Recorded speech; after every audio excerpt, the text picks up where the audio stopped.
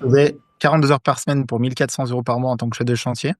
Le premier appartement que j'ai acheté, je l'ai payé, la personne en voulait 70 000. Je l'avais négocié à 45, grâce à Ok. mon maçonnerie aussi, hein, qui était venu avec moi. C'était Hmm. un ancien, et puis bon, il avait saigné pour moi. C'est vraiment une ville, vous voyez, vous avez des rêves en France. Tout le monde vous dit que vos rêves, ils sont trop gros pour être réalisés. Vous allez au Dubaï, je vous garantis que vos rêves sont du coup plus assez gros.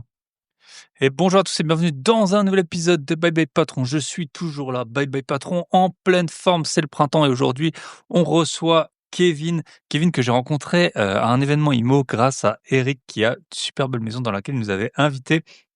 On va voir le parcours de Kevin. Il était au départ maçon. Ensuite, il est devenu maçon, mais en Suisse.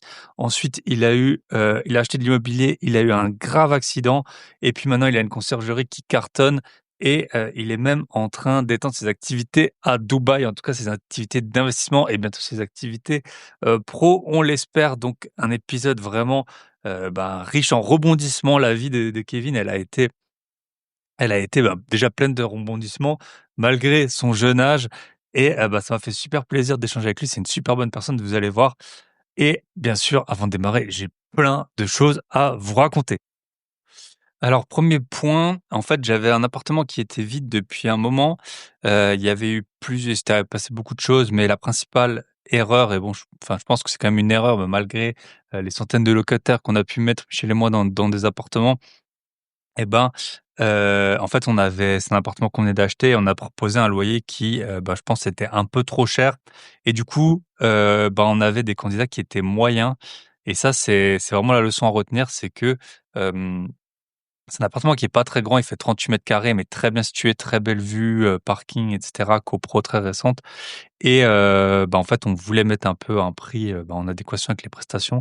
Il s'avère que, les demandes qu'on avait, elles étaient pas incroyables et donc je sais pas, ça m'avait un peu je m'étais quand même, re fait une petite introspection sur, est-ce que j'ai bien fait d'acheter à cet endroit et cetera. En fait, on a baissé le loyer et j'ai fait, une dizaine de visites ce week-end, samedi et ça y est, à mon avis, on a un locataire. Là, j'ai eu des dossiers et j'ai eu des dossiers, vraiment des personnes, qui gagnent plus que 3 000 € net par mois. Donc c'était pas une question de que c'était trop cher, dans l'absolu, qu'elles pouvaient pas payer les personnes, les mieux, qui avaient des bons statuts. Et en fait, c'était juste que les personnes qui ont des bons statuts, c'est pas pour ça qu'elles veulent payer, le plus cher. Donc là, j'ai eu des bons dossiers, c'est bien passé, il y avait pas des cassos. Comment on reconnaît les cassos? Il y en a plein qui viennent pas. Si, vous avez, plein de gens qui vous font des lapins c'est que, vous êtes pas dans la bonne zone ou que vous êtes pas au bon prix. En tout cas, voilà, j'espère que ça va être loué. J'ai tout envoyé à mon gestionnaire locatif, là, j'enregistre lundi. Donc, j'ai fait les visites ce week-end, donc j'espère que ça va être réglé dans la semaine. Comme ça, j'aurai 100 de mes appartements qui seront occupés et c'est le but. C'est comme ça qu'on fait des, vrais euros. Donc ça, c'est pour, démarrer. Donc, faites toujours attention au loyer que vous demandez. On veut forcément demander le loyer le plus élevé parce que c'est comme ça qu'on touche le plus. Mais ça peut, détériorer la qualité de vos locataires, contrairement à ce que, parfois on entend, en mode: «OK, je demande cher, mais j'ai des bons locataires». Moi, c'est la deuxième fois que ça m'arrive. Alors deuxième fois en 8 ans, peut-être ou 10 ans même que j'ai acheté mon premier bien locatif. Mais voilà, c'est la deuxième fois qu'on se rate sur le loyer. Forcément, c'est surtout au début, la première fois qu'on le met en location, le temps, de se faire la main et qu'on peut se tromper. Donc voilà, si jamais vous avez l'impression qu'il y a que des cassos en France, c'est peut-être que vous êtes, trop cher. Deuxième point, en ce moment, je suis un peu, dans une frénésie, de donner et recevoir un petit peu, mais j'ai sorti pas mal de contenu, donc je vais, vous, dire ce à quoi vous avez le droit, bien sûr. Premièrement, si vous allez sur mon site grosbillets.com, vous pouvez télécharger la première version de mon livre, qui s'appelait, 12 étapes pour, investir en immobilier. C'est un livre, j'en ai vendu des centaines sur Amazon. C'est un livre qui m'a pris, plusieurs mois à écrire, qui va droit au but. C'est pas une autobiographie, pour se faire mousser, c'est vraiment comment avoir des vrais résultats. Que vous soyez investisseur débutant ou, plus avancé, allez, sur mon site grosbiais.com. Le livre, je le vendais, 19 € et là, il est pour 0 €. Vous avez la version e-book avec un lecteur dédié et cetera. Vous pouvez télécharger aussi le PDF. Voilà, c'est la version 1 du livre. Elle est toujours grandement d'actualité. Depuis, j'ai fait des ajustements dans la version que je vends sur Amazon, mais vous pouvez aller donc sur mon site grosbillets.com. Il y a déjà eu une centaine, de téléchargements, je l'ai annoncé, sur les réseaux. Donc n'hésitez pas, ça va pas durer pour toujours. Vous savez, c'est les documents et les contenus gratuits que j'offre via ce site, ils changent régulièrement, donc allez-y dès maintenant pour le télécharger. Le livre, il fait, une petite centaine de pages. Il est vite lu, mais vraiment il va droit au but et c'est le retour de mes années d'expérience en tant qu'investisseur et aussi dans l'opérationnel parce que c'est bien beau d'acheter à bon prix, après il faut exploiter. Après, petit point Académie des gros billets, donc je vous l'avais annoncé, j'ai fermé enfin j'ai fait vous avez si vous êtes inscrit dans la liste email, vous avez dû recevoir les rappels. C'était la fermeture de l'Académie des gros billets, en tout cas pour plusieurs semaines, si ce n'est pas plusieurs mois, pour plein de raisons. Je suis en train de tourner des nouvelles formations, je dois justement intégrer les nouvelles personnes parce qu'il y a des appels gratuits et cetera. J'ai sorti énormément de contenu, j'en ai fait un notamment sur fixer son loyer, par rapport à ce que je vous disais en intro. Toutes les nouvelles, les nouveautés de, ChatGPT notamment. Je vous ai fait pas mal de vidéos dessus, sur, les images, j'ai testé, plusieurs en fait avec des fichiers vraiment pour votre vie professionnelle, ça peut énormément vous aider. Voilà, comment lire des documents à haute voix, comment trouver, les bonnes villes, comment enfin comprendre les décomptes de charges de, copro. Comment également, suivre des tendances. Tout ça, vous avez alors si vous êtes membre de l'Académie des gros billets, tant mieux. Si vous voulez devenir membre, vous pouvez, laisser vos coordonnées sur mon site et dès que ça rouvrira, je vous enverrai un email et sinon, tout ce qui est IA, donc la plupart des vidéos que je sors en ce moment parce que c'est là où il y a le plus de changements et c'est là où vraiment, le monde, il change radicalement. Vous pouvez rejoindre la formation qui s'appelle IA et investisseurs. Quand vous êtes sur mon site grosbillets.com, vous avez en haut, formation à prix canon. C'est vraiment, je pense que je suis le seul qui fait une formation sur utiliser l'intelligence artificielle, quand on est investisseur parce que, il y a beaucoup de gens qui s'intéressent à ça, qui sont plutôt du côté tech et moi donc j'ai vraiment fait du côté investisseur, mais aussi dans son métier et un peu dans sa vie privée. C'est principalement sur l'investissement et aussi dans son métier, notamment si vous avez un métier de bureau, mais pas que. Si vous êtes même artisan, que vous devez faire des devis et cetera, vraiment ça peut vous changer la vie. Et elle a un prix défiant toute concurrence et en plus vous pouvez m'appeler, pour discuter de l'implémentation de l'IA, pour, votre cas personnel. Grosbiais.com et /IA ou alors vous avez le lien en haut.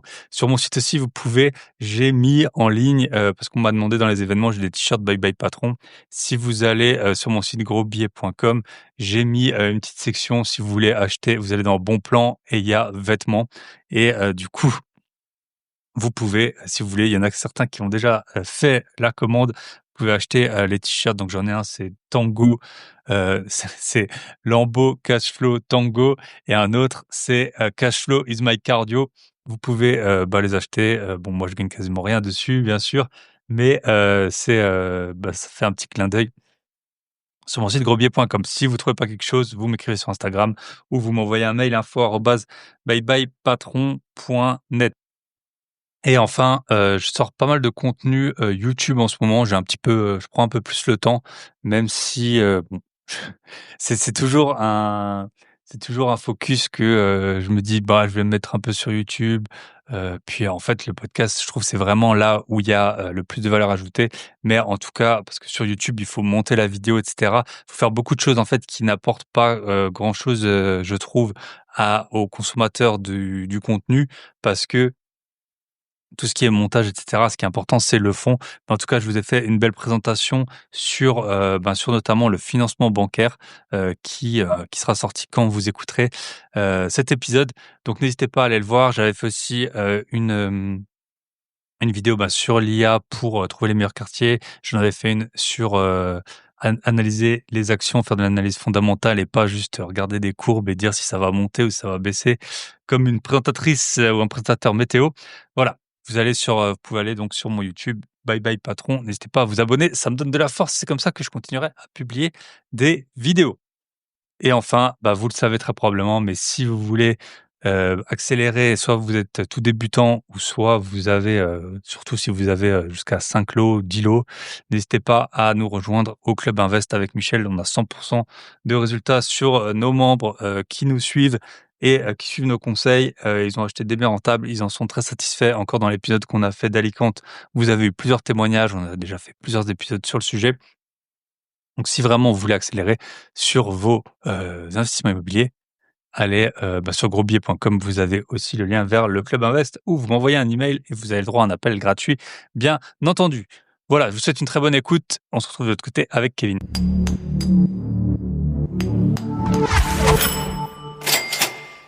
Et bonjour à tous et bienvenue. Aujourd'hui, on est avec Kevin. On va parler de plein de choses, conciergerie, achat tôt, revente tôt d'appartements, Dubaï et plein d'autres, super sujets. Et Kevin et moi, on s'est rencontrés grâce à Eric qui avait organisé un événement à Toulouse, qu'on salue. Salut Kevin, comment ça va? Ça va et toi? Ça va très bien et ça me fait plaisir de te revoir, du coup, vu qu'on a passé un week-end ensemble et qu'on n'a pas pu se voir à Dubaï. Malheureusement, on s'est croisés à 2 semaines près. Écoute, je te laisse te présenter et je t'ai briefé avant. J'ai toujours je demande une anecdote d'un job ingrat qu'on a pu faire. Toi, tu es maçon de formation, donc je pense que tu dû en voir. Vas-y, je te laisse attaquer. Bah, du coup, je me présente. Je m'appelle Kevin Thomé. Du coup, je suis dirigeant. J'ai créé une société de conciergerie sur le secteur de la Haute-Savoie. Donc voilà un peu la petite anecdote. J'étais maçon au tout début, dès ma troisième. Après, je fais mes 4 ans d'études. Et c'est vraiment je pense, l'un des jobs les plus ingrats, on va dire, parce qu'on voit ce qu'on fait, on voit la construction. Par contre, on voit pas toutes les étapes pendant. Donc, Mmh. travailler sous la pluie, et l'après-midi, grand soleil, donc on est humide, les bottes toutes trempées, les vêtements trempés, parce qu'il n'y a pas vraiment de rechange. L'hiver, travailler. Je me rappelle mon tout premier hiver, poser des moellons et les gants, on collait aux moellons. Et mon chef, il m'a dit: «Oui, mais c'est juste parce que t'as pas les mains assez chaudes, t'inquiète pas, on se réchauffer après». Voilà, bon, pas dans quoi je me suis engagé, mais on va y aller. Punaise. Yes. Et ça, tu l'as fait combien de temps, du coup?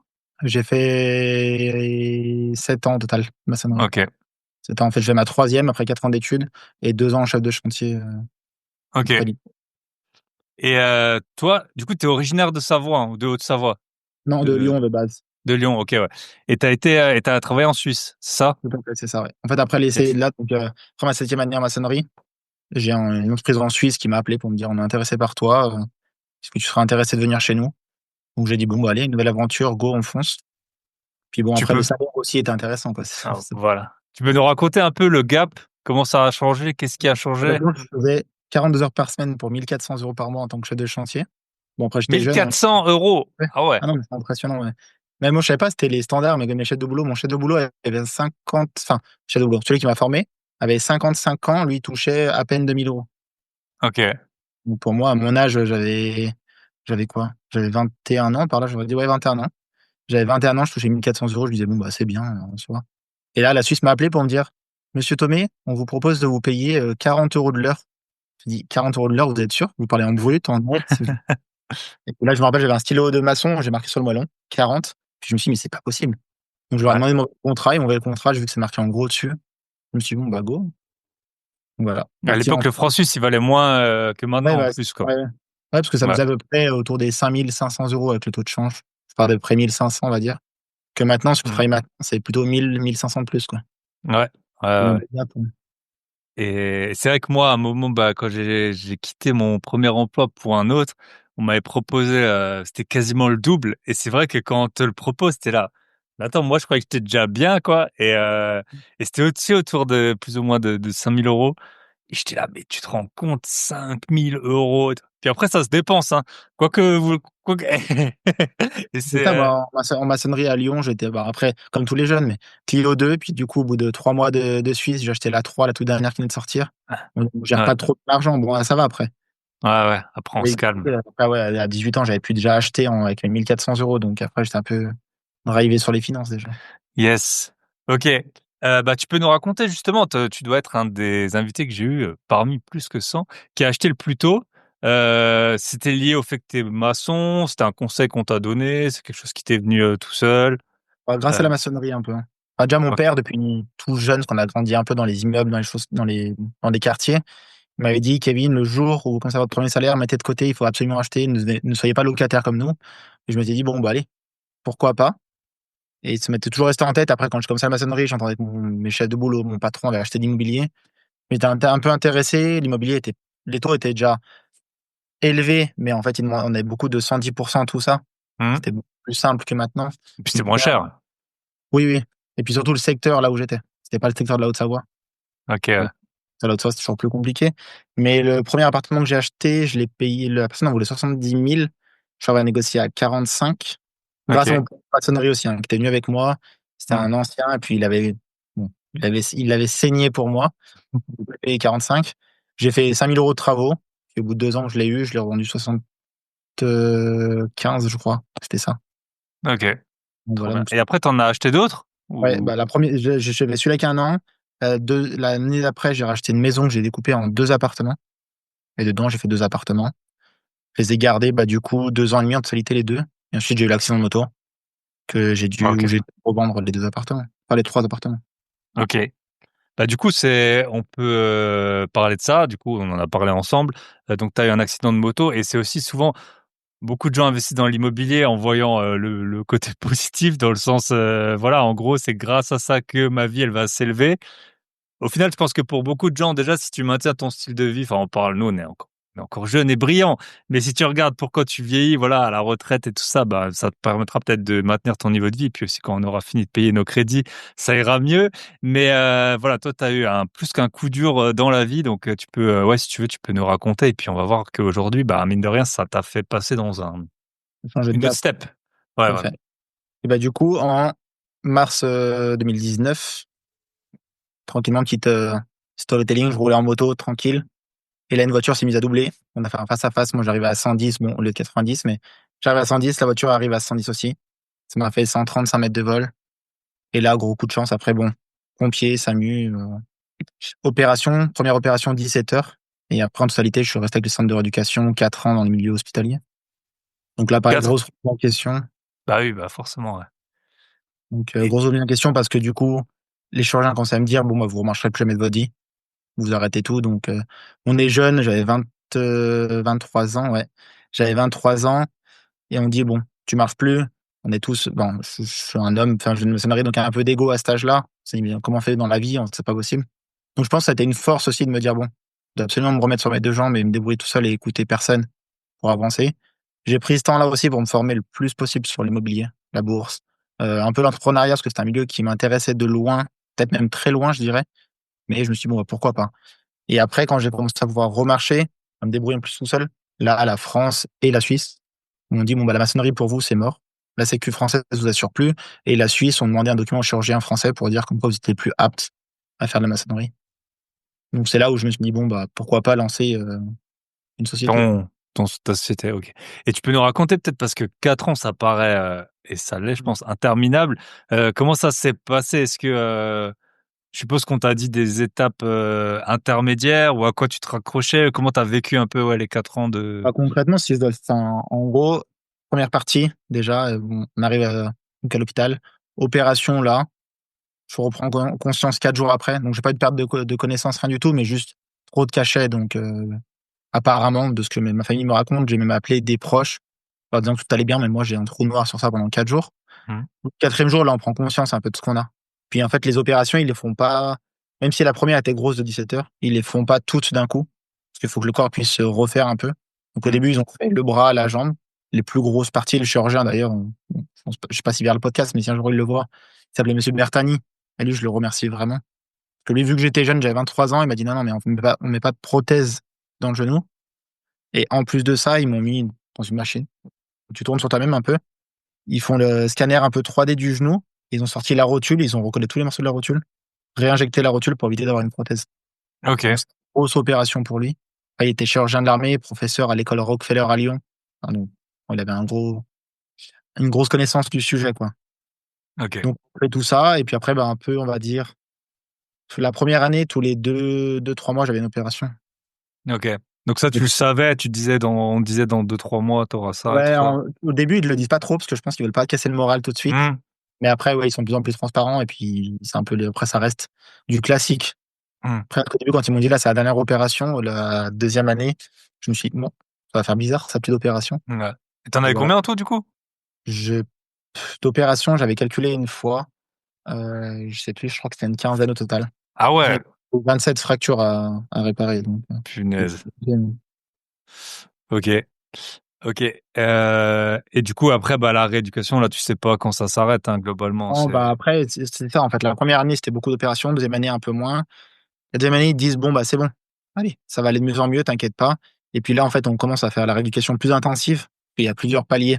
Au début, c'est juste à l'hôpital, après ils te mettent en centre de au rééducation centre? interne. Et puis là, l'interne, ça va être plus du tapis de course, mais ils mettent un peu de l'air comprimé pour sortir nous soulever du tapis, puis on va poser le corps qu'à 5. Là, on court et OK. puis le corps commence à se remettre en marche. Et puis là, bah, nouvelle opération, par exemple, parce que le genou se pliait pas assez, donc impossible de marcher correctement. Donc là, nouvelle opération, on fait tout recraquer. Ensuite, j'ai repris la musculation parce que j'ai un peu plus le droit. Donc là, j'étais juste en béquille, plus en fauteuil roulant. Et puis là, bah, pareil, j'ai voulu trop forcer, donc ça a tordu la broche. Donc réopération, parce que la broche du fémur, ça a tordu. Et pareil, après la broche du bras, rebelote aussi. Donc ils m'ont mis une plaque. Bon, il y a plus rien qui bouge. Et puis ensuite, bah, la troisième année, c'est là où j'étais transféré en Haute-Savoie. Parce qu'il y avait pas de place nulle part dans les centres. Donc ils m'ont mis en Haute-Savoie. Et puis du coup, bah, je finis le centre d'éducation ici, je me suis installé en Haute-Savoie. Et puis voilà. Parce OK. que aussi, j'avais du coup une compagne et elle travaillait en Suisse. Mais d'ailleurs, OK. ça, c'est vraiment important. On ne précise jamais assez, mais les relations, d'être soutenu par ses proches. Mon père Mmh. m'avait beaucoup, enfin, mes parents m'ont beaucoup aidé sur ça. Et ma compagne aussi à l'époque, le fait de pas me laisser seul entre quatre murs pendant 3 ans, 4 ans. Ouais. Donc Sinon, voilà, c'est long, quoi. c'est sûr. OK. Ouais, ouais. Ouais, OK. Bah, merci pour le témoignage, hein, et puis des accidents de moto. Bah, moi, j'ai eu un de mes proches qui a eu un gros accident aussi il y a pas très longtemps. Donc, Mince. voilà, ça pèse, ça mais bon, il est pas tout à fait remis, mais ça va mieux, en tout cas. Mais ouais, la moto, c'est dan c'est dangereux. Ouais, faut être Si vous équipé êtes quoi, genre, ouais. ouais, ouais. OK, donc ça et donc déjà, en plus, tu peux plus faire ton métier. Enfin, c'est là qu'on voit un peu l'aspect, positif de l'entrepreneuriat et puis de l'investissement immobilier. Donc, tu peux plus faire ton métier. Donc au moins, bah, ça, entre guillemets, c'est réglé. Hem, L'immobilier a aidé on l'a pas précisé ça, mais l'immobilier a aussi aidé le fait que j'investis tôt. Parce que mmh, tout début, donc l'accident après, quand je passe en centre d'éducation, on est jeune. Je pense que tout le monde l'a fait ça. Mutuelle, on prend la mutuelle à 50 € pour payer la moins chère possible. mmh, Parce qu'on ne peut pas trop en dépenser. On préfère mieux payer des soirées que payer pour sa santé, pour la protection. Du coup, là, j'ai eu l'accident et puis ils m'ont dit: «Ah bah, non, non, mais attendez, le centre de rééducation, nous, on prend que X finalement et la chambre, on payera pas le prix total. Ce sera à vous de payer». Et donc là, j'ai dû vendre ces 3 logements pour payer le centre de rééducation au début. Parce que même si j'étais pas en tort, le temps que l'avocate fasse appel pour un déblocage de l'assurance adverse, il y a 3, 4, 5, 6 mois, mmh. suivant les dépenses. Donc ça m'a C'est servi ça. l'immobilier, mais ça en soi m'a sauvé un peu sur cette partie-là. Yes. Et moi, bah, la personne que j'ai eue, elle est indépendante et bah, je l'ai vue pas plus tard qu'hier. Elle a raconté elle avait 1 mois de carence, mais c'est énorme, 1 mois de carence, en fait, quand tu es, même si tu es à l'hôpital et tout et donc bah, en fait, ouais, si vous avez une société même si vous avez une activité normale, je sais pas, qui fait 200 000 € de chiffre d'affaires par an, bah, ça fait 15 000 à 16 000 € et puis ça, c'est pas de la enfin, le chiffre d'affaires, autant quand il monte, c'est pas ça qui va vous enrichir, mais quand il baisse, c'est de la marge qui part Ah direct, quoi. oui, Donc ce qui c'est est net, autant on de s'attend pas, quoi. de marge en moins. Donc ouais, faut faire très attention avec ça et effectivement, bah, c'est sûr qu'on se dit toujours: «Ça arrivera qu'aux autres, j'ai pas besoin de ça, nanani nanana». Puis, de temps en temps, voilà, ça et j'ai un très bon ami aussi, il a été aux États-Unis avec son fils, d'ailleurs, il écoute souvent le podcast. Heureusement, il était bien assuré, son fils, il a eu c'était pas un truc trop grave là, mais 40 000 € il a dû se faire opérer. 40 000 € l'opération, bon, il était assuré, mais voilà, donc pensez à à bien Enfin, vous moi, assurer. j'avais reçu un courrier de la parce que enfin, j'ai pas reçu un courrier. J'avais reçu un courrier pour dire comme quoi les opérations étaient finies et du coup, je m'étais connecté sur mon compte, de Amélie ou quelque chose comme ça, enfin bref, un compte en Mmh. rapport avec la sécu. Ils avaient dépensé 196 000 € d'opération. Ah ouais, mais ça m'étonne Et pas. j'avais pensé aux États-Unis à ce moment-là, je m'étais dit: «Mais en fait, mon Ah ouais, mais l'immobilier, là-bas, ça aurait été oui, 10 fois plus, ouais. Ouais, ouais, ouais. c'est Non. possible». Donc c'est pour ça, non, faut penser un peu à se protéger un peu sur tout Mmh. ça. Dépenser Yes. plus pour notre santé et pour être tranquille, le jour où si un jour il nous arrivait un truc, Mmh. par éducation, Ouais. c'est un peu Voilà. Je sais pas, moi, j'ai déjà dépensé, par exemple, quand je voyage, je m'assure et tout. J'ai jamais regretté, même si je m'en suis pas servi. C'est pas le genre de dépense qu'on qu'on regrette, quoi. Donc, OK, très intéressant. Et donc, tu lances, globalement, tu sors de là, tu lances la société direct ou comment ça se passe? Je sors concrètement de toute cette phase de rééducation, tout ça. Je me dis, bon, c'est pas grave, j'écoute personne, je vais retourner à la maçonnerie. Donc, je suis quand même arriver à me faire embaucher en maçonnerie en Suisse. Là, OK. franchement, ça a duré quoi? 6 mois, je crois. Passer les 6 mois les plus heureux de ma vie. C'était pas possible. Bon, Tu j'ai mal voulu me partout, prouver à quoi moi et et mon c'est ça ego, qui voilà. est C'était mon ego, je pense, qui a voulu me prouver que je pouvais essayer d'y retourner. Du coup, c'est pas marché. C'est là, à ce moment-là, j'ai commencé à cogiter. Donc, c'est pas arrivé du jour au lendemain, par contre, hein, mais j'ai mis, je pense, ouais, 6 mois. Je me disais, bon, je retourne dans l'immobilier ou pas. Qu'est-ce que je fais réellement? Parce que toujours pareil, en fait, quand ça vient de nous-mêmes de vouloir changer de boulot, c'est super simple à trouver ce qu'on veut faire. mmh, Mais quand on peut imposer et que c'est un métier qu'on aimait faire, c'est toujours plus compliqué. mmh. C'est là, vraiment, un jour, je me suis dit, bon, bah, allez, la conciergerie, ça peut être bien. Je vais toucher autant d'investisseurs, du particulier, de l'immobilier comme j'aime faire. Et en même temps, accompagner les gens, les aider à avoir quelque chose de plus qualitatif. C'est là où l'idée de la conciergerie est. OK. Donc là, tu as 30 ans, hein, si je me rappelle bien, c'est ça? Aujourd'hui? 30 ans, ouais. OK, ouais. Donc 23 l'accident, 4 ans de rééducation et puis, OK et ça nous amène OK donc bah, on peut parler un peu conciergerie. Il y en a pas mal de trucs à expliquer. La location courte durée, c'est sans fin, hein. Bah, raconte-nous un peu comment on se lance, comment on se démarque, c'est un secteur où il y a beaucoup de gens. Ouais. Comment on fait?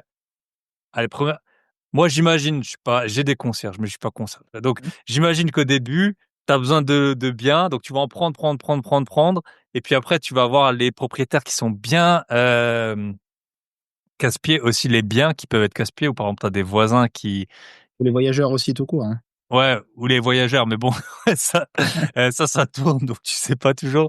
Est-ce que ouais, tu peux nous dire comment tu as grandi? Là, tu as plus que 100, tu gères plus que 100 Et là, biens, on doit hein? être un peu plus de, on doit être 116 logements, quelque chose comme ça. OK. Donc Donc c'est pas mal. comment tu démarres en fait? Comment tu touches tes premiers et puis comment, Bah, au tout est-ce début, j'ai fait un peu le truc classique parce que pareil, pas de moyens pour lancer la société. Donc, une annonce sur le Bon Coin en mode demande. Et vraiment, j'ai fait quelque chose. Je connaissais même pas Canva, je crois, à ce moment-là. mmh, Ouais, je pense pas que je connaissais Canva. J'ai fait un bout de truc classique avec peut-être Word, une image, du copier-coller un peu des balais, des chiffons, des choses comme ça. Et j'ai mis, vous cherchez une société pour gérer votre logement, faites appel à nous. Bref, mmh, expert, je fais un petit texte un peu. Pas de chat GPT non plus à ce moment-là. ouais, Du coup, là, j'ai eu un client, je sais pas, au bout d'un mois, 2 mois peut-être, qui m'a écrit. OK. Donc, entre-temps, j'avais essayé quand même d'appeler les agents immobiliers, mais bon, je me prenais beaucoup de portes. Parce que à ce moment-là, alors maintenant, ça change, hein. Maintenant, ça commence à être eux qui nous appellent pour faire des contrats, des partenariats, des choses comme ça.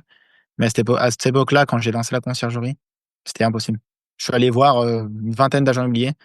Les 20 ont mis une porte assez sévère en disant, vous OK. prenez votre boulot, déjà, c'est n'importe quoi.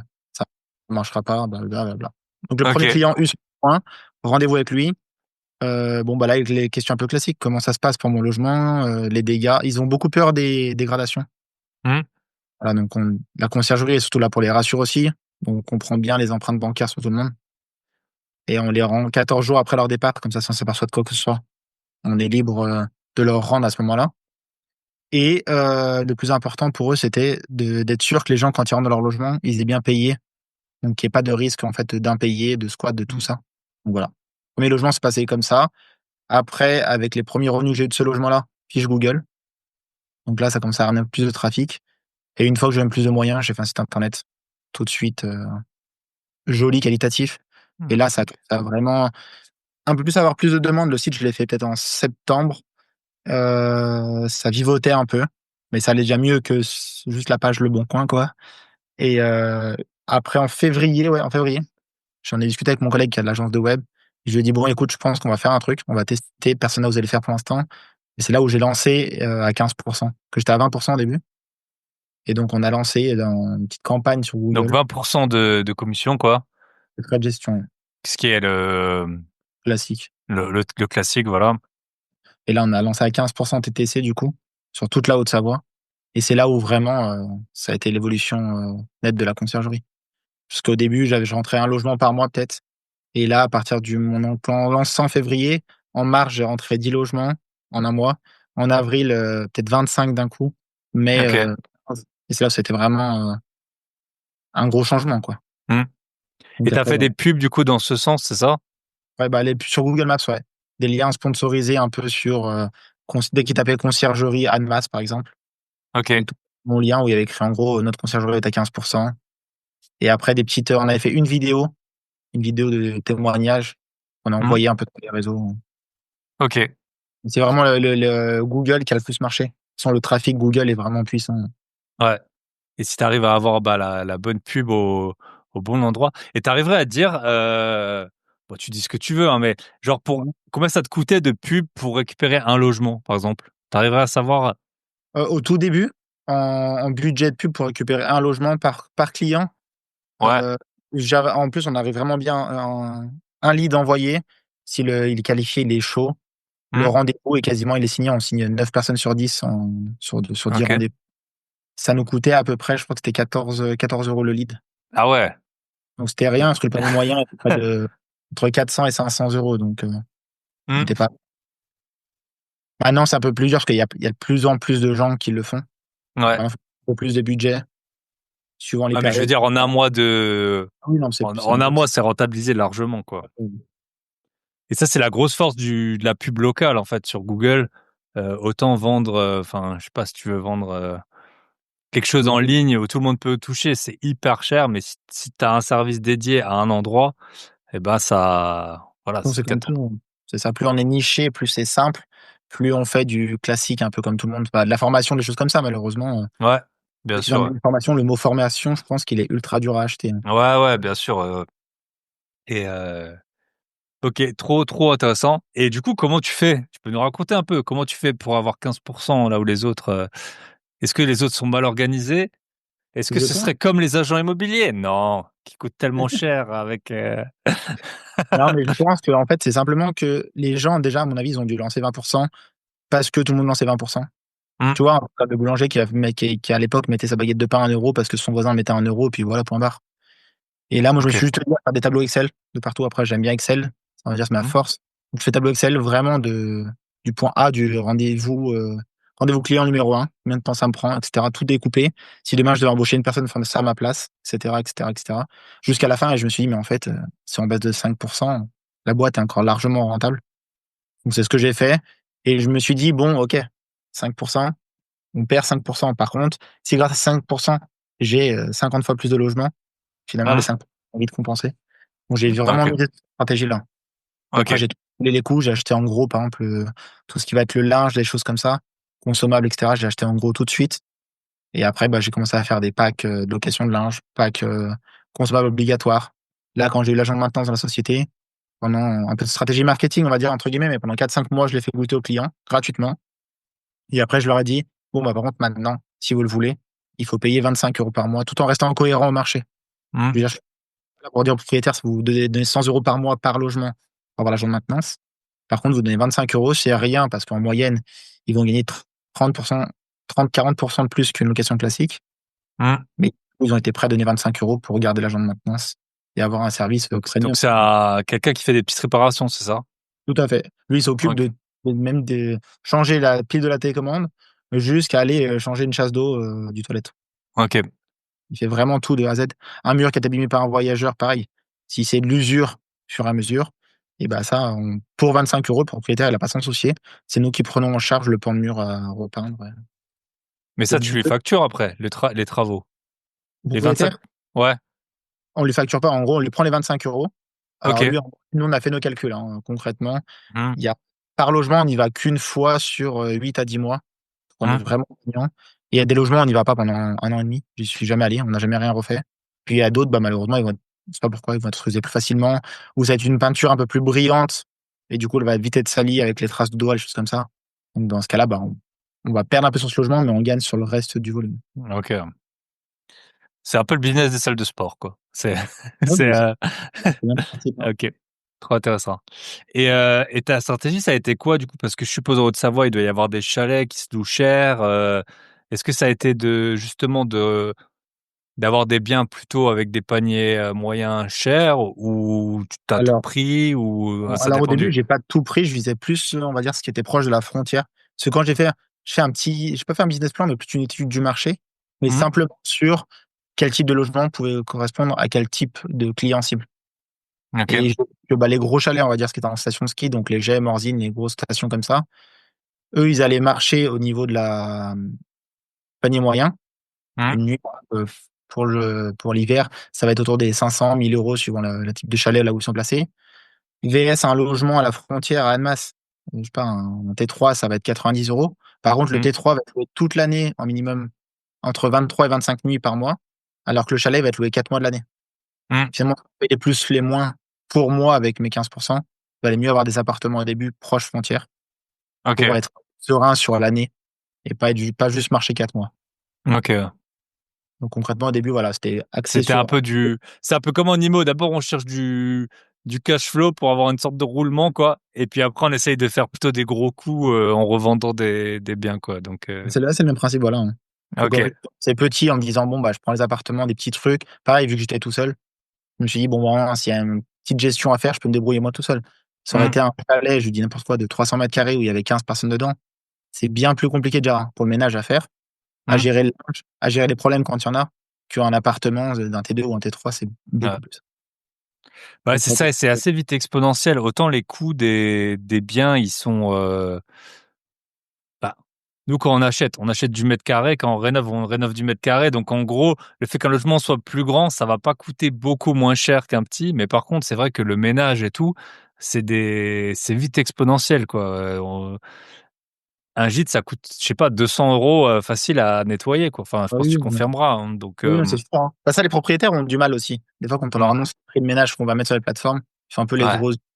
Mais après, on leur découpe en taux horaires et puis ils le comprennent, mais parce qu'effectivement, ça met du temps à nettoyer, hein. mmh, Même un studio, on va se dire: «Bon, ouais, un studio, c'est rapide», sauf qu'un studio, ouais, ça va être 1 heure et demie, parce qu'il y a des gens quand même qui sont pas très, très propres. mmh, Donc gros coup de ménage, puis après, il y a le linge à laver aussi. Donc non, ça va vite, ouais. yes, Donc ça, OK. voilà, j'étais tout seul jusqu'à 15 logements, c'est moi qui ai géré tout de A à Z, concrètement, parce que, bah, pareil, un peu la peur déléguée, d'embaucher. On est en France aussi, pour rappel. Donc ça veut dire quand on embauche, personne peut se mettre en arrêt quand elle a envie. Elle va aller voir le médecin, elle va dire: «J'ai mal à la tête», boum, allez, un arrêt de 3 semaines. J'avais un peu peur de ça. Et ça, quand tu es dans la location courte durée, ben, ça s'arrête jamais, hein, donc c'est vraiment un truc qui est Ouais, tout le temps. compliqué. Et le personnel de ménage, c'est pareil, hein, c'est des métiers qui sont durs. En plus, les gens, ils sont pas forcément impliqués comme, enfin, si tu es cadre chez Total, ouais, tu vas venir même si tu es malade, quoi. Si Oui. dans ta vie, tu vas être, personnel de ménage, à vie, Mmh. bah, tu sais que tu vas pas, bon, que souvent il y a plein de gens qui cherchent et puis que bon, bah, si tu viens pas là, bon, de toute façon Oui, c'est ça, ouais. on a besoin de toi et puis au pire tu iras ailleurs et de toute façon tu seras jamais vraiment trop augmenté ou trop, Non, c'est ça, en fait, voilà, et le mmh, problème, il est là. C'est pour nous, c'est je pense que c'est ça aussi qui a fait qu'on ait marché. On marche autant, en tout cas, parce que toutes les entreprises de ménage, après, quand j'ai commencé à en prendre, j'ai jamais négocié, on va dire, à 90 leurs tarifs. Je leur ai toujours dit: «Vous me dites votre tarif, c'est OK». Après, je leur ai fait comprendre qu'il fallait des tarifs raisonnables, tout ça, faut pas abuser non plus. Mais il y avait toujours une marge de 5-10 € par ménage, j'étais OK.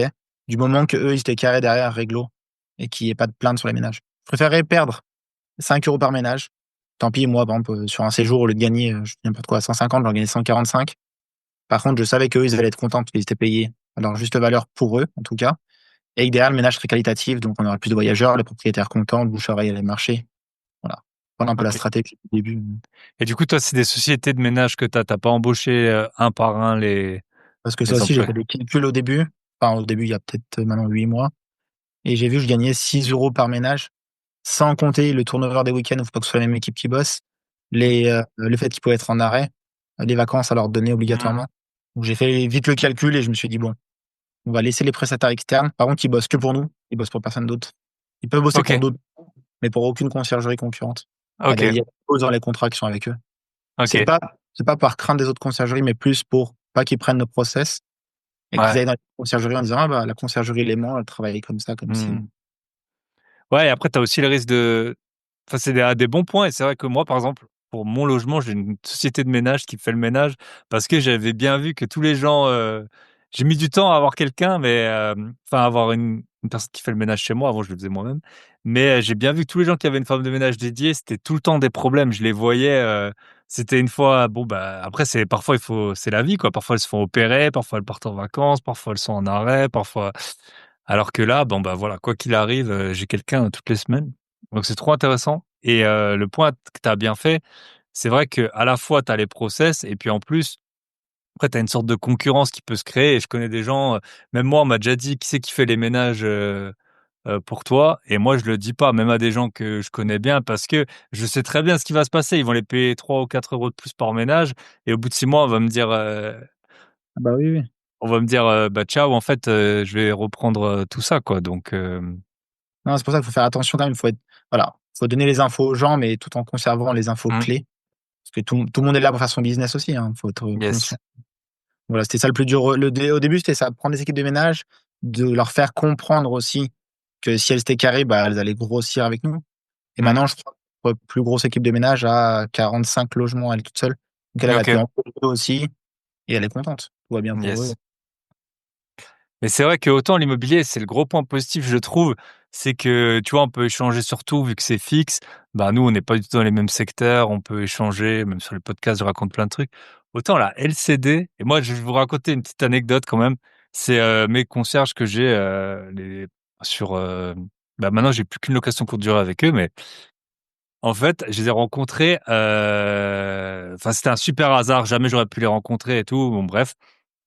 Et je les fais venir à un week-end d'IMO que j'organise, gratuitement bien sûr, ils viennent et je fais venir un de mes meilleurs potes qui a plus que 100 apparts et ils se rencontrent et mon pote, je le fais pas payer, enfin voilà, c'est en mode, mon pote, il les voit ce jour-là et je crois qu'il leur a filé à un moment 30 ou 40 logements. Donc moi, j'en avais que 2 avec eux, donc tu vois bien et puis ils m'écoutent, hein, mes concierges que je salue. Bah, tu vois bien comme, le pouvoir de négociation que lui, il a eu. En gros, il les a remplis, quasiment directement. Alors bon, moi, je voulais pas un business d'apport d'affaires, mais quand même, tu vois bien à quel point un truc où moi, bah, j'étais, plein de bonnes intentions et puis je savais même pas qu'ils allaient discuter de ça et mon pote, à l'époque, il faisait pas de courte durée Ouais, parce qu'il avait pas c'est con ça. de conciergerie. Bah, il a saturé, à l'époque, c'était quasiment les seuls concierges de la ville. Il les a saturés du jour au lendemain. Donc ouais, la courte durée, c'est pour ça qu'il faut un peu, faire chasse gardée quoi, en Oui, tout oui, cas tout à fait, hein. Ça peut aller vite dans tous les sens de toute façon, c'est un des peu ouais, ça. ouais, bien sûr. OK, trop bien. Bah, si tu veux, on peut parler de Dubaï? Ou je sais pas si tu voulais rajouter un petit point sur la conciergerie? Non, Donc bah, s pas plus que ça. Après, bon, il y a eu donc si enfin vous les Espagnols cherchez, une conciergerie à 15 en Haute-Savoie, vous pouvez, ouais, contacter, bien faites sûr appel Kevin. à nous. Yes. Non, mais même pour rebondir sur ce que tu disais tout à l'heure sur ouais, qu'il y a de la concurrence qui se fait. Une fois, j'ai eu un appel d'un prospect d'abord avant que ce soit client, pour me dire: «Mais je comprends pas, vous me répondez jamais quand je vous appelle». Je lui dis: «Non, non, mais monsieur, vous ne nous avez pas». Parce que du coup, moi, entre temps, je m'étais connecté avec des logiciels. Donc maintenant, on voit un peu quand les gens nous ont déjà appelés, Aircall, tout ça, je sais pas si tu connais? J'avais, Ou ouais, j'avais entendu l'interview là du oui, fondateur, ouais. il Mmh. est trop fatigué aussi. Mmh. Donc voilà, et sa solution pour tous les appels. Donc là, je lui dis: «Non, non, mais vous nous avez jamais appelé, c'est pas possible». Il dit: «Bah si, si, vous êtes bien à la conciergerie du Léman». Et je dis: «Ah non, mais ça existe pas ça». Il me dit: «Si, si, regardez». Et en fait, il y a un concurrent qui s'est ouvert, qui s'appelait du coup la conciergerie du Léman. Il a juste rajouté le du devant Léman et c'est tout pareil que nous sinon.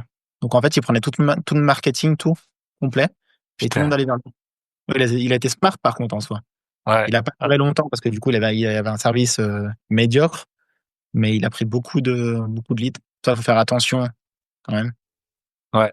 Ah et puis tu peux pas faire grand chose, hein, contre ça, même les marques, les déposés, c'est pas ça qui va Et tu puis autre là, moi, chose à faire. j'avais appelé quand même pour essayer de déposer. Puis ils m'ont dit: «Conciergerie, tu as pas le droit de déposer, et Léman, ça appartient au lac Léman», donc Donc c'est à toi de payer des royalties au lac.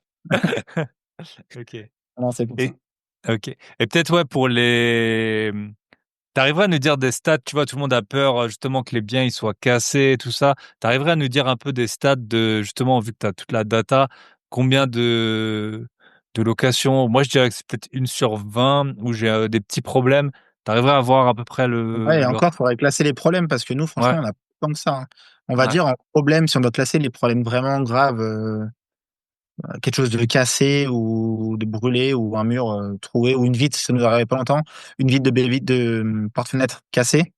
C'est la première fois en 1 an et demi de location, sachant qu'on tourne à peu près à 600 séjours par mois, que ça OK, a été. En vrai, les gros dégâts, c'est peut-être un sur, je vais dire n'importe quoi moi, un sur, 5 000 locations. C'est OK, vraiment rare. Après, ce qui va arriver souvent, ça va être, bon, le canapé est taché, un tapis taché, des genres de choses comme ça. Voilà, un verre cassé, des assiettes cassées. Sinon, il y a pas vraiment de gros dégâts. Ce qu'on a aussi le plus, on va dire, malgré que c'est interdit aux fumeurs, les logements, trop de cigarettes ou ou autre Ouais. sur le canapé. Ça va être des trucs un peu classiques. Donc là, bon, après, c'est un peu bataille avec le voyageur pour lui expliquer, bon, bah, que c'est pas bien ce qu'il a fait. Il doit Mmh. en prendre action ou alors air cover et OK. puis c'est tout, quoi. Mais sinon, non, il n'y a pas de gros dégâts, on va dire. Les gros dégâts, c'est peut-être 0,5%. Des petits dégâts classiques, on va être sur autour des 1%. Et puis c'est tout. Après, c'est le plus dur à gérer, je pense, pour la location courte durée, c'est de détacher des commentaires. Parce qu'il y a des gens pour qui ça n'existe pas, le 5 sur 5. Pour Mmh. eux, ils vont pas mettre un 5 sur 5. Puis d'autres où ils vont arriver et si, je sais pas, si leur transport s'est mal passé, c'est fini pour votre logement. Ouais, s'il pleut, moi j'ai déjà eu qu'il pleut, qu'il fait trop chaud ou des choses comme ça. Ouais, voilà. Voilà, c'est ça. Donc ça, on Mais en a après, beaucoup. moi, je trouve que le système, moi, je trouve qu'il est biaisé à la base, enfin, j'en ai déjà parlé, les gens, ils sont pas trop d'accord avec moi. Mais pour moi, il devrait quand même y avoir un système où tu prends la note et c'est le meilleur logement que tu puisses avoir. Tu vois, genre le Carlton ou le Ritz ou, enfin, Ouais. tu vois, parce que en fait, le système de notation, il a été fait que, en gros, pour nous, en tant que loueurs, c'est, en gros, si vous en avez pour votre argent, vous mettez un 5 sur 5, tu vois? Oui.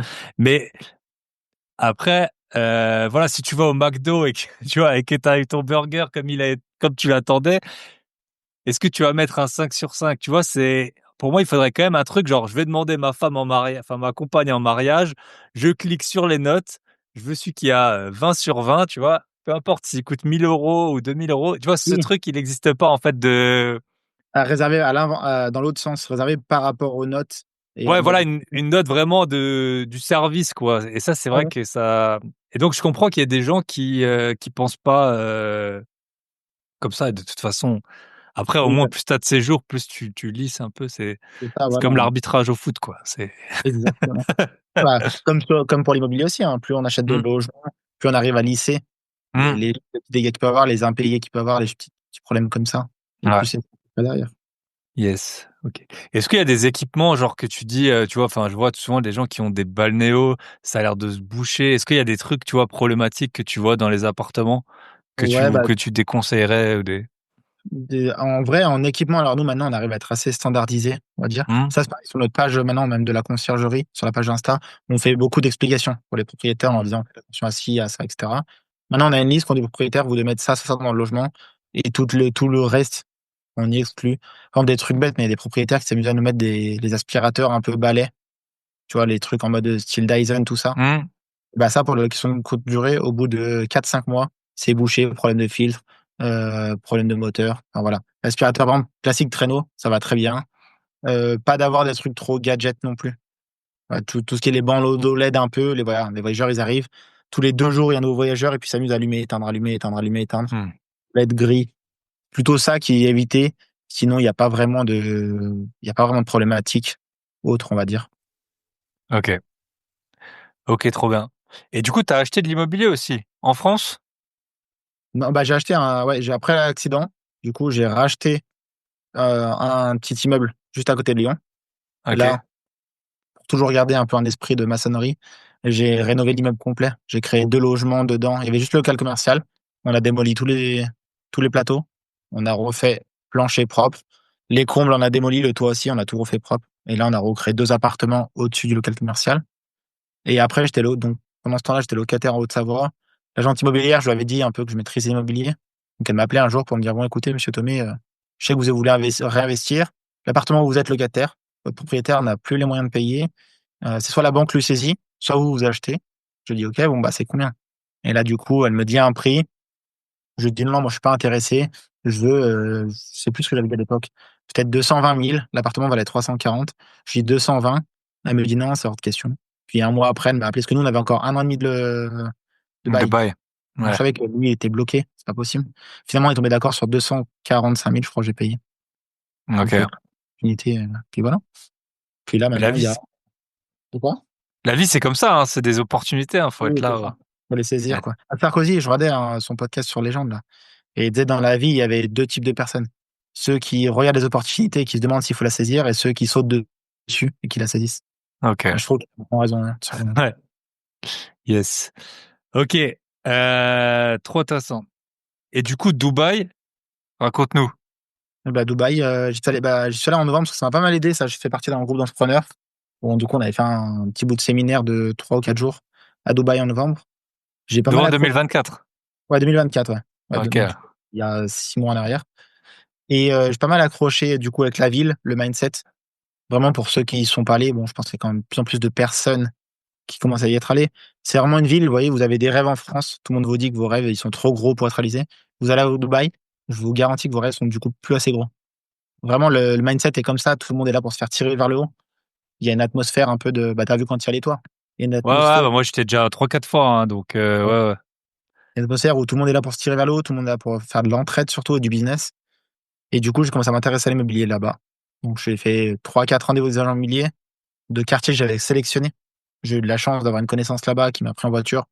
On a fait une journée, plein de quartiers. Lui, il avait déjà fait une grosse analyse. Tu vois, lui, je crois qu'avant d'acheter son appartement au mois d'août, il a fait 6 mois à Dubaï avec sa femme et ses enfants. Et tous les 4-5 jours, il changeait de Airbnb pour savoir si le quartier était bien, les courses, l'école pour les enfants, enfin tout ça. Hmm. Donc Ok. il m'a dit, bon, bah, Kevin, ce quartier-là, qu'est-ce qu'on t'en penses? Donc on a fait une étude de marché là-dessus. Finalement, j'ai retenu Business Bay. Je trouve ça vraiment pas mal. Et après, bah, en fait, Dubaï, ils ont des applications où on voit tout ce qui est en vente à l'instantané. Donc tout est référencé. On peut même se balader dans la rue et dire, bah, le building, il m'intéresse. Est-ce qu'il y a un appartement à vendre là-dedans? Et sur l'application, ça nous dit si dans le building, il y a quelque chose à vendre.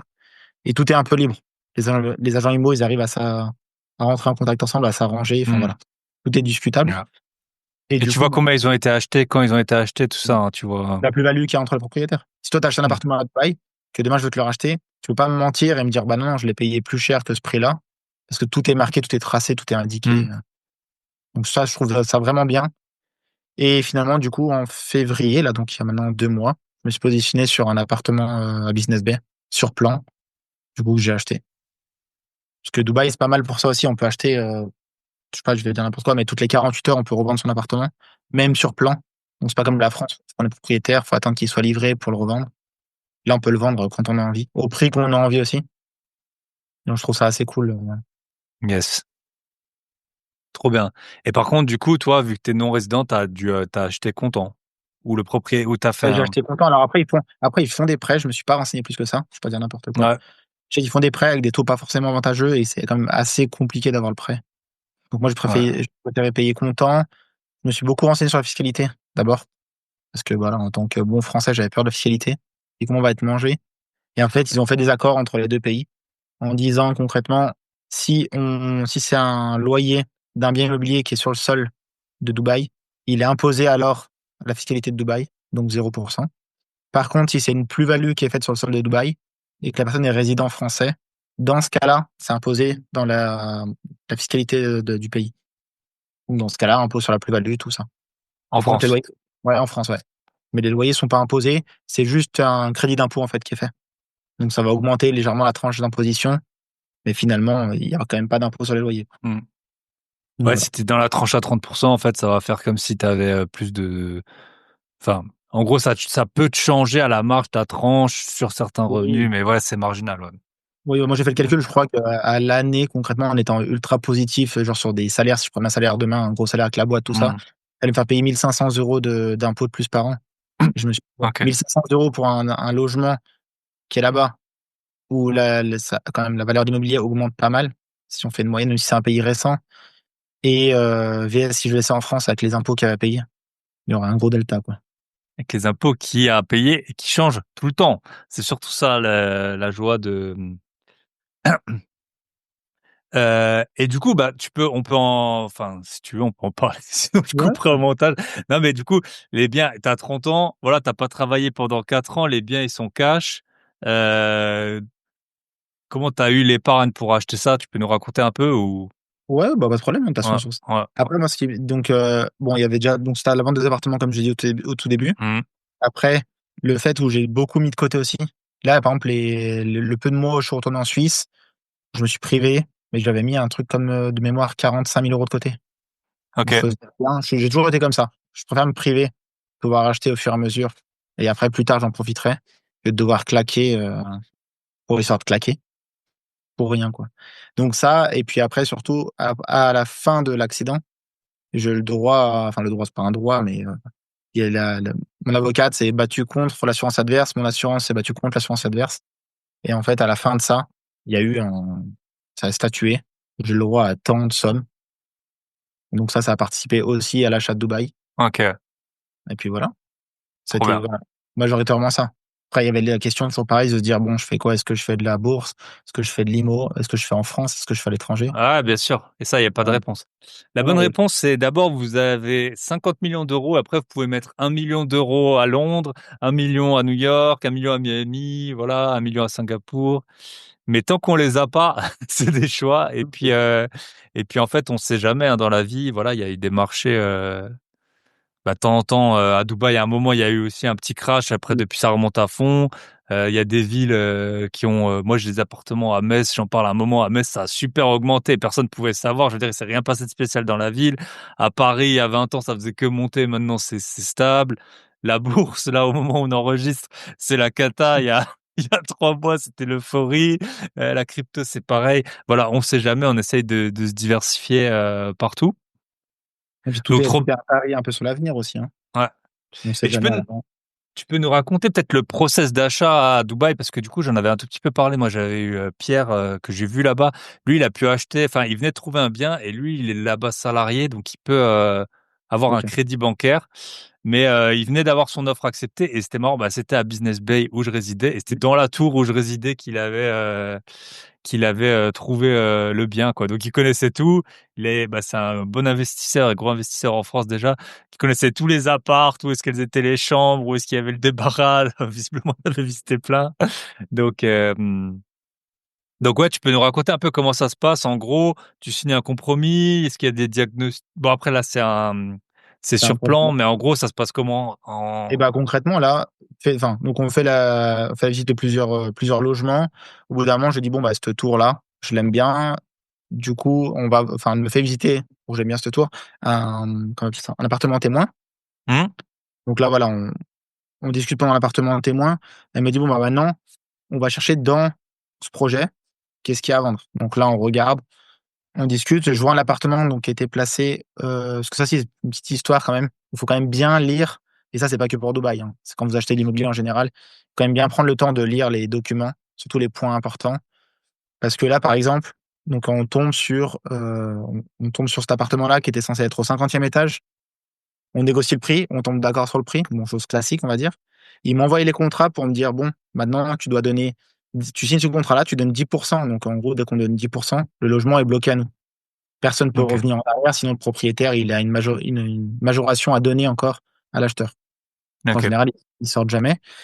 Et là, quand elle me dit ça, je lis le contrat et je vois, donc ça a été écrit en anglais et en arabe de l'autre côté. J'ai le contrat et là, je vois écrit floor 47. J'ai dit: «Bon, il y a un truc qui va pas là, je crois que c'est pas le 50e étage Hmm. du coup». Donc là, je lui ai écrit, elle m'a dit: «Ah oui, effectivement, il y a une erreur en fait, je vois le propriétaire, nous a dit que c'était un 50e étage, mais en fait, c'est un 47e étage». Donc là, petit coup de panique un peu parce que je me suis dit: «Oh punaise, mais comment on fait maintenant?» Et puis finalement, bah, j'ai renégocié le prix. On est retombé sur un prix encore. Tu fais une règle de 3, hein, divisé par 50 fois 47, hein, enfin. Ouais, ouais. Ouais, là, elle était un peu en stress. C'est un peu ce que j'ai fait de toute façon concrètement. Ouais. Entre-temps, j'ai mis bon, ça c'est pour raconter vite fait, mais j'ai mis un petit coup de pression en lui disant: «Bon écoutez, j'abandonne tout. Mmh. Dites au propriétaire que j'achète plus du tout. Sauf si, bien sûr, on tombe d'accord sur un prix de temps». Il m'a dit: «Non mais Kevin, c'est impossible, on pourra jamais». Je lui ai dit: «Bon bah essayez, mais moi je le prendrai pas». Puis là, du coup, elle m'a rappelé le dimanche, parce que du coup, moi je l'ai acheté à 1,5 million en finalité, le prix que je voulais. Et entre-temps Dirham, hein. de dirhams, oui, oui, de dirhams. Et entre-temps, j'ai rappelé tous les agents immobiliers avec qui j'avais visité pour leur dire bonjour. Bon, du coup, je suis de nouveau en recherche parce qu'il y arrivait ça. Et là, ils m'ont tous annoncé des prix 1,6 million, 1,680 million, 1,7 million. Je lui ai dit, mais ça a trop augmenté, c'est pas possible. Et du coup, cette agence immobilière m'a appelé pour me dire, non, c'est bon. Le dimanche, ça aussi, c'est incroyable, Dubaï. Travaille tous les jours. Il n'y a pas vraiment de jour de repos quand Mmh. ils ont pas les choses. Et là, elle m'a appelé pour me dire, bon, c'est bon, Kevin, 1,5 million, c'est pour toi si t'es OK. Donc là, bien sûr, j'ai validé, fait du coup le chèque de 10%. Là, c'était bloqué. Et ensuite, bah, je suis venu en février pour signer. La signature, ça aussi, c'est vraiment, vraiment rapide. Parce qu'en fait, Dubaï, tous les documents en amont, ils envoient un lien sur WhatsApp de l'État. Donc, c'est le DLD, le Dubai Land Department. C'est un peu comme les notaires chez nous, sauf que ça appartient vraiment à l'État. Et eux, ils envoient tout par WhatsApp via le numéro de téléphone. Ils disent cliquez sur ce lien-là. Vous avez un contrat, donc on lit le contrat, on signe. Et en fait, dès qu'on arrive chez leur notaire un peu de chez eux, le rendez-vous vraiment top chrono, je pense qu'il a duré, allez, 5 minutes. Et je pense que 5 minutes, j'abuse déjà, hein. Mmh. Elle était OK. vraiment, la dame, elle est arrivée, elle a appelé son collègue, elle lui a dit: «Mohamed, c'est combien de prix?» Lui, vraiment, petit truc drôle. Il arrive avec un post-it sur le doigt. Pris. Là, elle tape sur l'ordinateur, elle me tourne l'écran, elle me dit: «C'est OK pour vous?» Elle demande au propriétaire. Je dis: «C'est OK». Puis là, à la suite de ça, elle me demande nom, prénom pour être sûr, mail. Donc je lui vérifie tout, je lui confirme. Elle me dit: «Faites une signature comme sur le passeport». Je lui fais et c'était fini, voilà. Rendez-vous pas plus, pas moins. Elle m'a dit: «OK, bonne OK, journée» et je suis sorti du bureau, la porte même pas fermée, que j'avais déjà le titre de propriété par mail. OK, Ça, c'est vraiment, vraiment rapide. Il y a pas trop de perte de temps. OK. C'est ce qui m'a fait accrocher aussi à Dubaï. Tout est transparent, que ce soit les documents, les achats, les ventes, tout ce qu'on veut. Il y a de la transparence quand même sur les documents. Faut être aussi OK là-dessus et tout est rapide. Je OK. veux dire, en France, ça m'aurait mis, je sais pas, 3 à 6 mois, on va dire, d'acheter, avant d'avoir tous les papiers, que tout le monde demande, que est-ce que lui, Mmh. il est d'accord pour vendre? Est-ce qu'il y a les moyens? Est-ce que ci? Est-ce que ça? Que là, finalement, j'aurais été sur place, je pense que 72 heures, c'était acheté. Yes, trop bien. Et donc là, tu y retournes pour, la réception, en fait, c'est ça? En juin, que du coup, bah, c'est pareil qu'en France, hein. Quand ils livrent l'appartement, on doit faire un tour avec eux pour voir s'il y a des choses à Mmh. refaire ou pas. Tout est bon et une fois que tout est bon, bah, voilà, j'ai les clés, je rentre dedans, je le meuble et go pour faire du Airbnb aussi, OK, voilà. Parce que la stratégie serait d'ouvrir une conciergerie là-bas aussi du coup, pour fin si ça d'année. fonctionne. OK, ouais, trop bien. Et est-ce que tu as ton tu vois, moi, un des mini reproches, que j'aurais pour Dubaï, c'est que les biens, je trouve, ils sont pas du tout, enfin, à mon goût, en tout cas, même les trucs récents. Est-ce que toi, tu as ton mot à dire là-dessus sur, tu vois, les portes, tu vois, par Ouais, exemple, mettre du granit comme ça, comme il y avait un peu chez nous il y a 25 ans, quoi, ou c'est les exactement ce que j'ai dit à la l'agent immobilière, parce que petite anecdote, je visite avec elle, donc là, moi, dans le promoteur, je visite l'appartement témoin et je lui dis: «Mais par contre», donc sans dire son prénom, mais je lui dis: «Par contre, l'appartement, les qualités sont pas très, très ouf quand même». Puis vu que je viens mmh, du bâtiment, mmh, j'ai une bonne base de connaissances. Elle me dit: «Bon, bah, attends, je vais t'emmener chez Ellington». Donc l'un, leur plus gros promoteur de luxe, l'un des plus gros, c'est pas forcément le plus gros, mais je vais là-bas et elle me dit: «Alors, tu en penses quoi?» Je dis: «C'est pareil, c'est pas joli du tout». Et en fait, elle m'a avoué, parce que du coup, elle est française, elle, de base, elle m'a avoué qu'en fait, ce qu'on a, nous, en Europe, la qualité, Dubaï, ils sont loin. En fait, ils sont forts sur la construction, en mode le béton, il peut résister à tant de forces sismiques, tant de rafales de vent, enfin, vraiment mmh, costaud que nous en Europe, on va dire. Par contre, niveau finition, ils s'en fichent. Ils préfèrent mieux me repayer, je dis n'importe quoi, 5 000 € pour refaire tout l'appartement à l'intérieur ouais, que de m'occuper à perdre du temps. yes. Bah, après, Donc, faut voir à quelle vitesse ils construisent aussi, hein, c'est ça, hein, c'est pas comme c'est là, moi, pas 72 étages, en sachant que bon, il y a tout ce qui va à l'intérieur aussi, hein. Il y a piscine à débordement, barbecue, mmh, cinéma plein air, tout ce genre de d'amenities et ils ont mis, je crois que c'est, 3 ans de construction, même pas. Donc c'est énorme quand même, en vrai, mmh. Et ils en ont construit plusieurs, l'une à côté de l'autre, quoi, en plus, non? ouais, ouais, non, ça va vite, ouais. Ouais, ouais. OK, trop intéressant. Et tu peux nous dire juste les charges parce que je sais que c'est un point, dont on m'a Alors parlé quand j'y étais, ouais. ouais, alors, pour être honnête, moi, c'est ce qu'on m'avait dit aussi. Au début, je me suis Ouais. renseigné, on m'a dit: «Attention, tu verras les charges» et encore une fois, pareil, j'ai fait mon tableau Excel et vraiment, quand on accumule tout, parce que là, dans les charges, il y a tout. Donc, il y a la piscine, les salles de sport, les cinémas plein air, les barbecues, les jeux de salle de jeu, parce qu'il y a une salle de jeu avec, billard, je crois billard, je crois baby-foot, fléchettes, les salles de coworking, les salles de restaurant si on veut s'amuser à cuisiner à plusieurs. Enfin, je veux dire, il y a quand même un palmarès de choses et à l'année, ça me coûte, 3 600 € en euros, hein. Comme ça, tout le monde OK. comprend. 3 600 € alors que moi, là, en Haute-Savoie, mes charges de copro où j'ai rien, juste un box de garage et une cave, je paye 850 € tous les trimestres. OK. Tu vois? Donc, il y a un Ouais, gros il y a pas de gap.